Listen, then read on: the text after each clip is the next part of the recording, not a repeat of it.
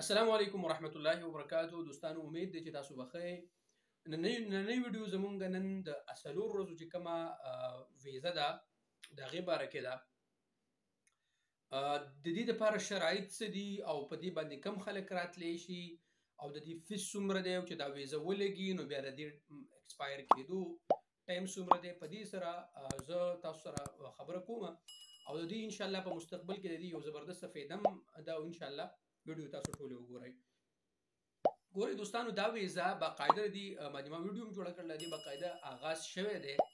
د دې ویزې دپاره شروط چې کوم دی د ټولو نه اولني شرط دا دی چې تا سره ټیکټ د فلایناس یا د سره د سعودي ایرلاین ټیکټ دا خو دا شرطونه دي که د دې دوه جهازونو ټیکټ تا سره ته دې باندې سټی کولی شي. ښه، سعودي عرب کې چې کوم خلک اوسېږي مقیمین دي هغو ته خو د دې دپاره هېڅ ضرورت نشته، ځکه چې هغو سره الریډي ویزې پرمننټ ویزې ورسره د دې ضرورت هغه خلکو ته دی د دې ویزې چې کوم ټرانزیټ یعنی هغو ځي دوبۍ ته، امریکې ته او دغه ملکونو ته ځي او د دې جهازونو ټیکټ یې ورسره یا هغو د ریاض پورې د سعودي ایرلاین ټیکټ یې ورسره او بیا د دې ځای نه هغو بیا په بل جهاز کې ځي، یعنې ټرانزیټ یې دلته سټی.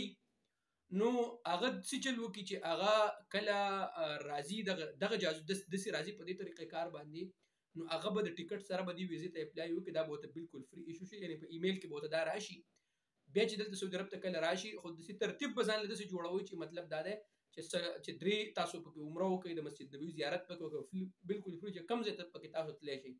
د هغې نه پس چې کوم دی بیا ستاسو سکیجول داسې ما په بله ویډیو کې ویلي چې د هغې نه پس تاسو نه بیا ستاسو فلایټ مس نشي، تاسو پکې عمره هم وکړئ او په یعنې 70 75 80 یا 85 داسې ګنټې ستاسو تېر شي او تاسو بیا خپل فلایټ ته ځان ورسوئ. نو دا الحمدلله دا یو زبردسته خوشخبري ده او په مستقبل کې کېدای شي خلک داسې مونږ چې یاره د سریلنکا، افغانستان او د دې ملکونو ویزې ویزټ ویزې واخلي او بیا سعودي ایرلاین ته چې کوم دی نو د سعودي ایرلاین کې راشي. مطلب دا دی که نه، او لکه مستقبل کې لکه انتهایی فایدې ډېرې دي انشاءالله، او بیا دلته عمره هم وکړي، ټیک شو که نه. نو انشاءالله ډېرې زیاتې فایدې دي. کوم ملګري داسې سعودي ایرلاین بار ملکونو کې اوسېږي، یعنې په امریکا او دې ملکونو کې اوسېږي، نو هغه د سعودي ایرلاین ټیکټ واخلئ، دلته راشئ عمره وکړئ، دا ستاسو دپاره یو بیګ او زبردسته چانس دی. د مسجد نبوي صلی الله علیه وسلم زیارت وکړئ، ستاسو دپاره یو زبردسته چانس دی. امید دی دوستانو ویډیو مو خوښ شوي. که ویډیو مو خوښ شوي یوټیوب چینل ضرور سبسکرایب کړئ او ویډیو ضرور د ملګرو سره شیر